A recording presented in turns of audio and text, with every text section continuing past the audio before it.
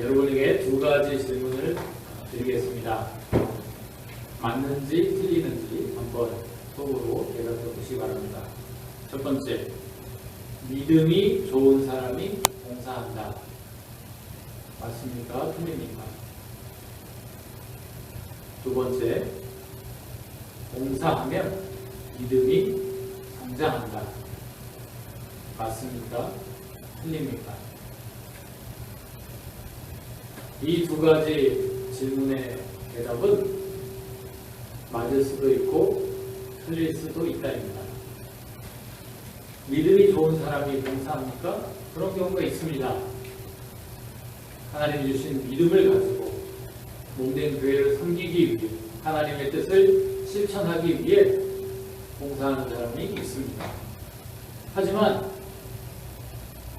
초신자라고 봉사하지 못할까요? 초신자도 얼마든지 봉사할 수 있습니다. 이게 무슨 의미인지 어떻게 하는지 모르지만 나랑 친한 사람이 봉사하고 있어서 바람이 좋아서 그 봉사를 한번 해보고 싶어서 얼마든지 봉사할 수 있습니다. 반대로 봉사하면 믿음이 성장할까요? 그럴 수 있습니다. 봉사하는 가운데 우리 주님을 더 깊이 경험할 수 있습니다. 하나님의 뜻을 발견할 수 있습니다. 하지만 항상 그런 건 아니죠. 어떤 사람은 봉사하다가 도리어 작은 믿음도 까먹는 경우도 있습니다. 상처받습니다. 마음이 힘들어집니다. 교회 나오기도 싫고 사람들 보기도 싫어집니다. 그러므로 믿음이 좋은 것과 봉사하는 것은 직접적으로 1대1의 관계를 갖는 것은 아닙니다. 봉사하는 것이 믿음에 도움을 줄 수도 있고 믿음을 가진 사람이 봉사할 수도 있지만 믿음이 좋은 것이 곧 봉사다 이렇게 말할 수는 없다는 것입니다. 그렇다면 믿음이 좋은 것과 직접적으로 관계가 있는 것, 다시 말해서 우리의 믿음을 성장하게 만들고 좋게 만드는 가장 직접적인 원인이 되는 것은 무엇일까요? 우리가 만약 이 사실을 안다면 우리는 교회를 다니면서 우리의 믿음이 자라가는 것을 볼 수 있게 될 것이고 기쁜 마음으로 봉사도 할 수 있게 될 것입니다. 오늘 우리가 읽은 이 본문 말씀은 우리의 믿음이 자라기 위해 우리가 믿음이 좋은 사람이 되기 위해 꼭 필요한 것이 무엇인지를 알려주시는 말씀입니다. 오늘 말씀을 보니까 예수님께서 어떤 마을에 들어갔는데 그 마을에 한 여성이 살게 지고 예수님을 초청해 드립니다. 예수님은 기쁜 마음으로 그 집에 기꺼이 들어가셨습니다. 그런데 문제가 생겼습니다. 예수님을 초청해 드린 그 여성이 마음에 불평과 원망이 생겼습니다. 그래서 예수님께 따집니다. 주님, 나는 이렇게 고생하는데 내 동생이 나를 안 도와주도록 그냥 방치하시면 어떡합니까? 내 동생한테 말해서 나를 도와주라고 이야기해야 마땅하지 않습니까? 어떤 문제가 생겼습니까?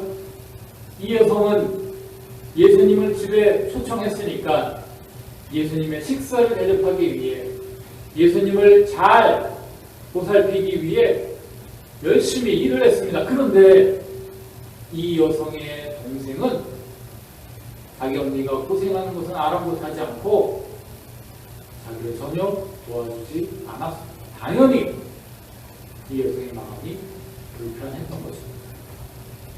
그런데 놀랍게도 예수님께서는 이 여성의 편을 들어주시지 않았습니다. 아니, 오히려 이 여성의 여동생의 편을 들어주시고 그 여성을 지지해 주셨습니다. 왜 그럴까요? 왜 예수님께서 이렇게 뜻밖의 행동을 하셨을까요? 그 이유는 간단합니다. 예수님께서 왜 그 집에 가셨는지, 예수님을 초청한 그 여성은 예수님의 그 의도를 정확하게 몰랐기 때문입니다.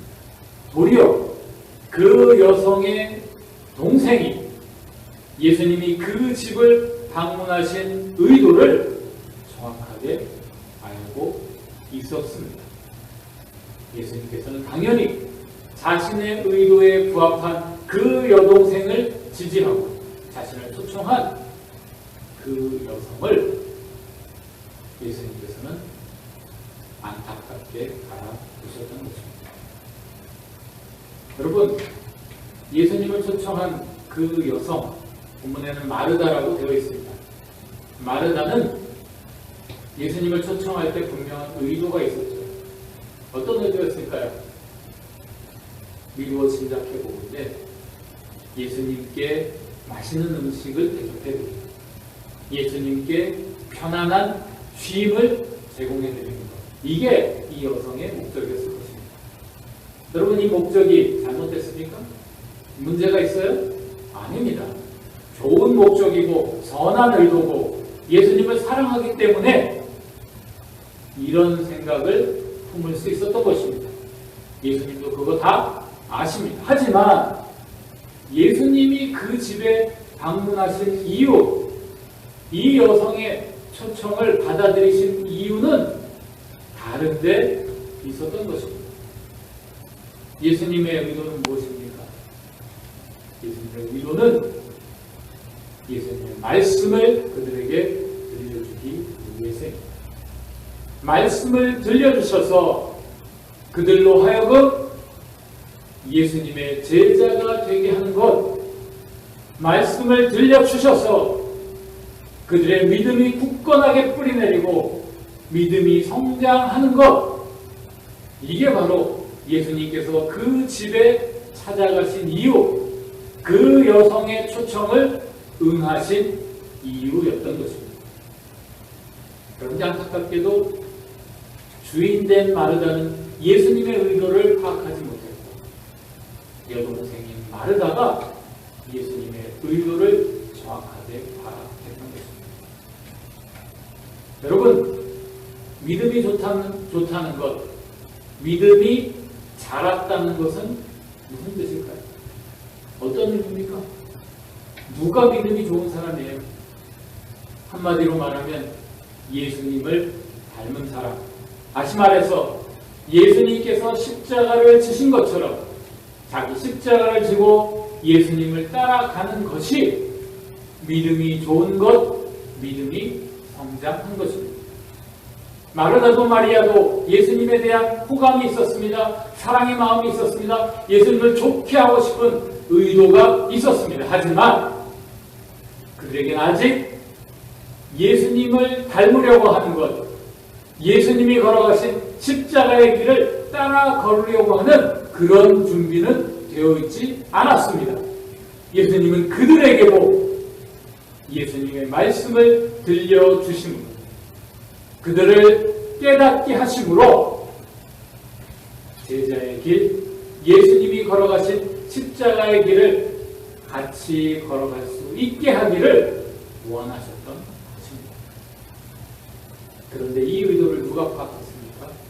마리아가 파악했습니다.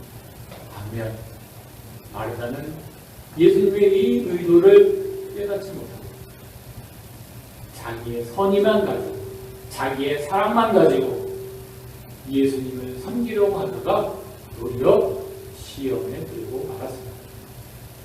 오늘 본문을 보십시오. 마르다의 마음이 어떻게 됐습니까? 41절에 보니까 네가 많은 일로 염려하고 근심했다, 이렇게 말씀하고 있습니다. 좋은 마음으로 예수님을 위해 섬기고자 하는 마음으로 마르다가 예수님을 영접해 드렸는데 결과적으로 마르다의 마음은 어떤 상태가 됐어요? 염려와 근심이 가득한 마음, 자기 여동생에 대한 미움과 질투가 생기는 마음, 불평과 원망의 마음이 마르다의 상태가 되었다는 것입니다. 뭐가 문제입니까? 예수님의 의도를 파악하지 못하고 예수님이 들려주시려 그 말씀에 귀 기울이지 못했기 때문입니다. 마르다의 상태가 이렇게 된 것입니다. 사랑하는 여러분, 우리도 동일해요.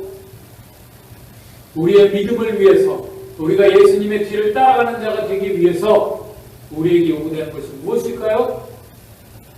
가장 우선적으로 요구되는 것은 예수님의 말씀에 귀를 기울이는 것입니다. 그런데 여기서 우리가 질문이 하나 생길 수 있죠. 마르다와 마리아는 예수님이 눈에 지금 보이십니까? 그래서 자기네 집에 지금 찾아오실 수 있으니까 예수님의 말씀을 들으려고 하면 들을 수가 있습니다. 그런데 우리는 어떻습니까? 예수님이 눈에 보이게 지금 계신가요? 안 계시잖아요. 우리가 어떻게 예수님의 말씀을 들을 수 있겠습니까? 이 질문에 대해서 우리는 여러 가지 예수님의 말씀을 들을 수 있는 수단들을 떠올릴 수 있습니다. 성경을 읽는 것도 한 수단이 될 수 있죠.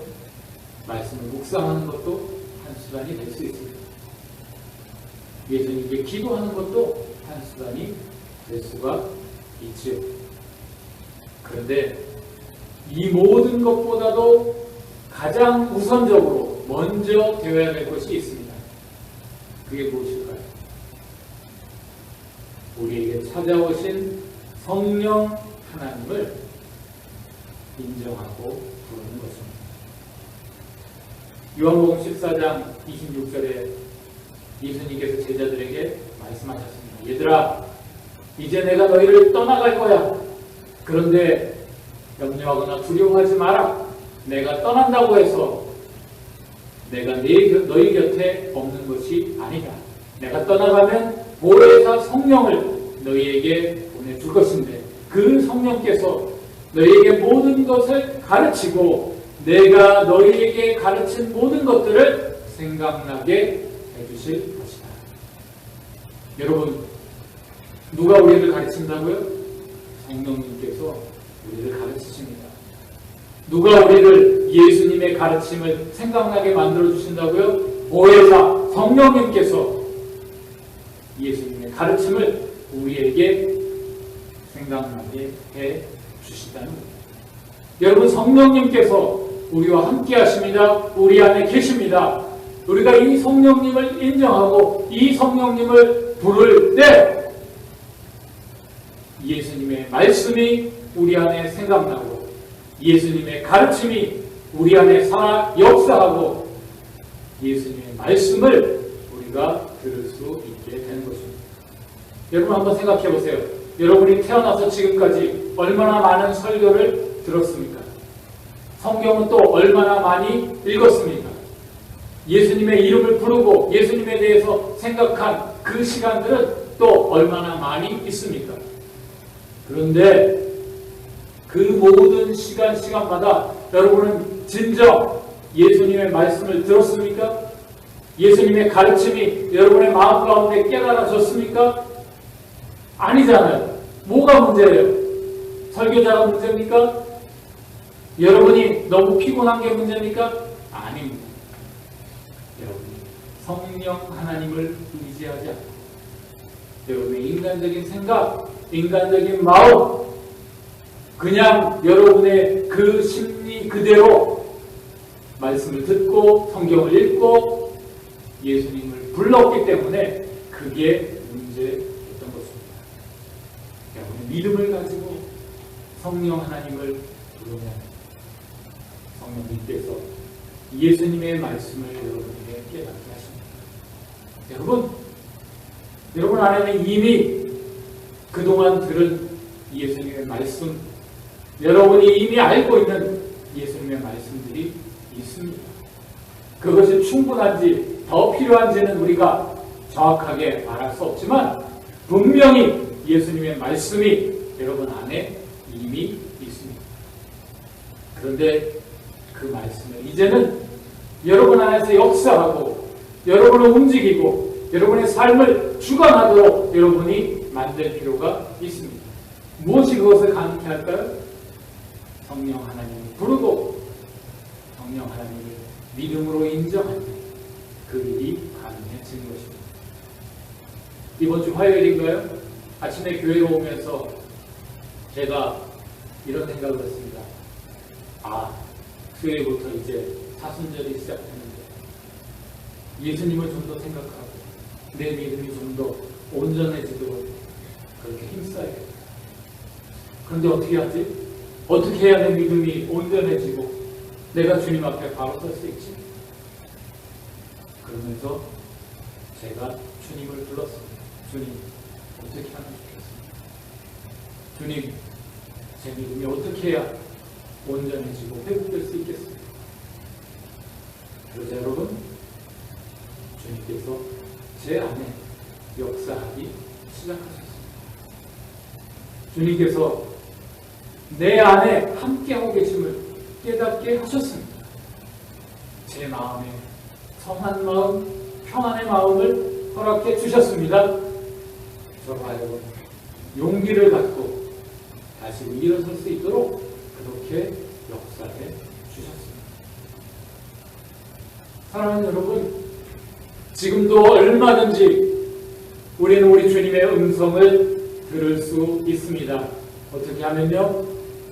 우리 안에 함께 계신 성령 하나님을 인정하며 우리가 이 인정하는 마음으로 설교를 들을 때, 인정하는 마음으로 성경 말씀을 읽을 때, 인정하는 마음으로 주님께 기도할 때, 인정하는 마음으로 하루하루 살아갈 때 우리는 우리에게 말씀하시고 가르치시고 우리를 깨닫게 하시는 우리 주님의 음성을, 주님의 가르침을 우리는 얼마든지 듣고 받을 수 있는 것입니다. 바로 이렇게 될 때 우리의 믿음이 자라날 수 있습니다. 이렇게 될 때 우리가 예수님의 뒤를 따라 우리의 십자가를 지고 예수님의 뒤를 따라갈 수 있습니다. 사랑하는 여러분, 이 자리에 있는 우리들의 믿음이 성장하고 자라고 온전해질 수 있기를 바랍니다. 예수님의 음성에 귀 기울이시고 예수님의 음성을 들음으로 예수님이 걸어가신 그 길을 같이 따라 걸어가는 여러분들이 되실 수 있기를 바랍니다. 이번 사순절을 통해 여러분 모두의 심령 가운데 이런 결단과 변화가 일어날 수 있기를 바랍니다. 이 일을 통해 한주 교회 전체가 예수님의 길을 따라가는 믿음의 부흥이 일어나는 이번 사순절이 될 수 있기를 바랍니다. 기도하겠습니다.